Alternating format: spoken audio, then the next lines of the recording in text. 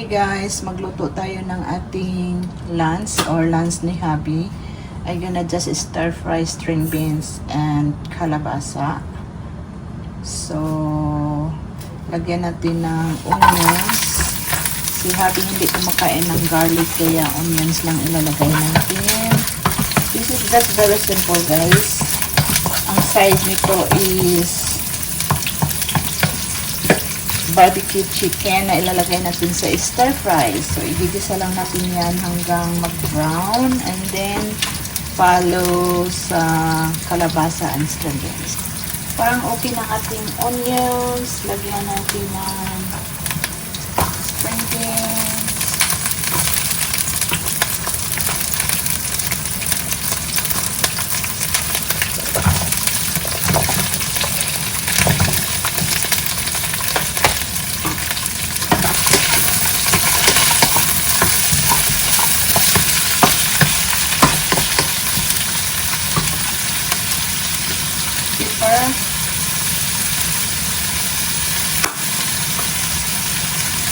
Salt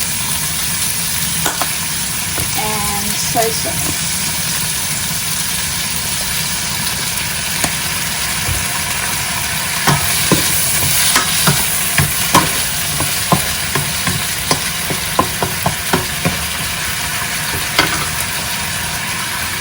Takpan at lalagyan natin yan ng konting tubig para maluto talaga siya.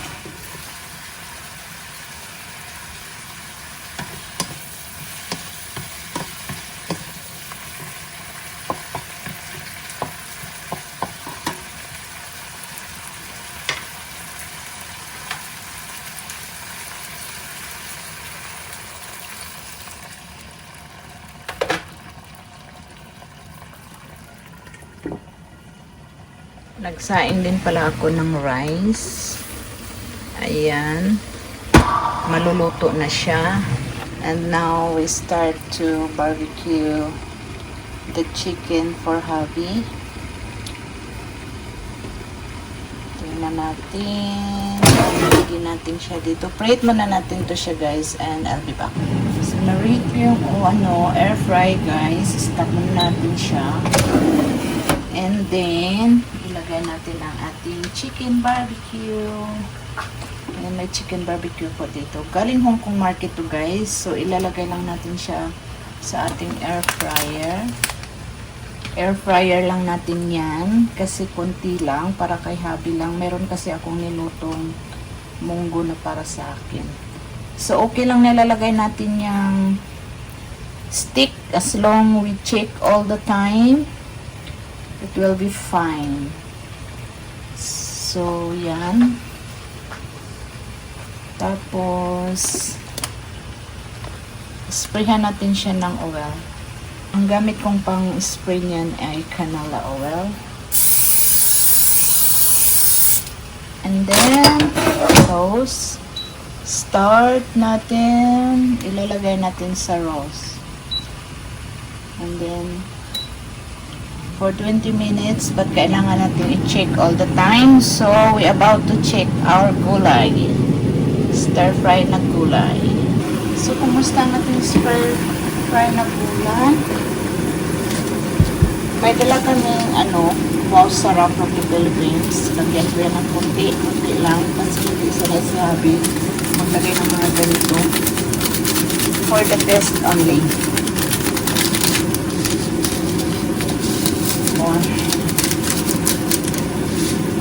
Okay, takpan at tingnan natin ulit.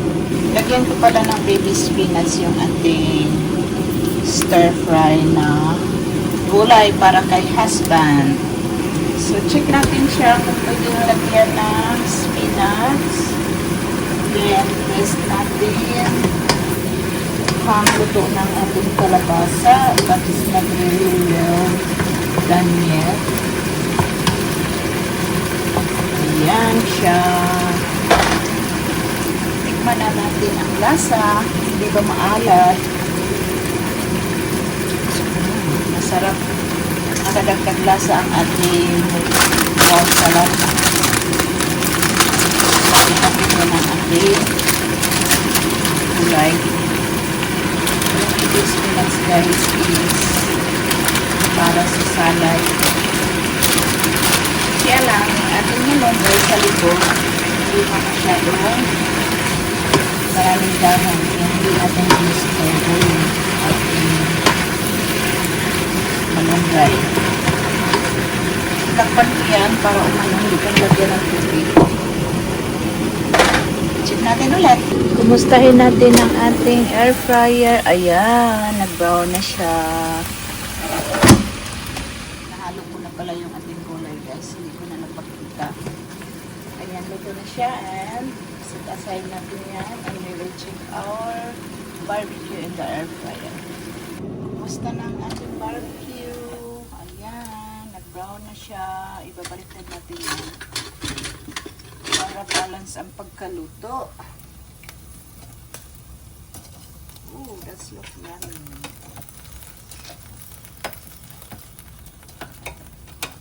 Nag-barbecue na ako ng ilang beses sa air fryer, kaya no worries about the stick. And spray natin siya ulit para hindi dry. Mine will be automatic. So, kumusta ang ating munggo guys? Mukhang masarap na siya. I want to cook that. Kailangan ko po siyang anyway, luto na siya guys. Medyo marami pa ang tubig para sa akin. Hindi pa talaga siya malabo. Kukuloy mo lang natin siya dyan. Hayaan mo na natin siya. Hanggang lagyan natin yung ating gulay. So, kumusta ang ating barbecue? Oh, wow. Ayan na po, guys. Mukhang luto na siya. Hindi na natin siya kailangan ipa-brown talaga na ipa-brown kasi magdra-dry yan. Kaya ganyan lang siya. So, couple of minutes lang sa air fryer. Ni-roast ko siya. And then, ayan na hitsura niya, guys. It's ready for lunch. Yan ang lunch ni Happy. Ano lang natin hanggang mag 5 minutes ang iwan dyan. Kasi pag niluto mo siya ng matagal dyan, magna-dry ang ating barbecue. So, maya-maya stop na natin yan kahit hindi matapos ang minutes niya. Okay na yan. I love this kind of air fryer guys. Nabili natin yan sa Best Buy bilang tatak. Pwede natin siyang dalawang ang lutuin. Pwede natin isa lang, pagsabayin or whatever. And cook well. So I guess that's enough. Ayan. Off natin.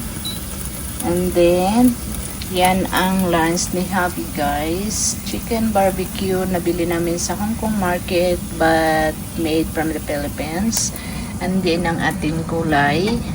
Spinach, kalabasa, and string beans. Ginisa ko lang siya ng sibuyas. And ready na ang kanyang lunch. Bigyan natin siya ng kunting rice guys. Kasi dito sa pamamahay na to, hindi pwedeng walang rice. Hindi siya kumakain ng rice palagi, but sometimes binibigyan ko siya ng portion kasi may carbs siyang pinapalo dahil sa kanyang diabetic. He cannot be eat too much carbs. So binabalance ko siya from vegetable, protein, and a little bit of rice. So, ayan guys. Salamat. Sana nag-enjoy kayo sa aming video. Lunch. Ayan. And thank you for watching. Bye!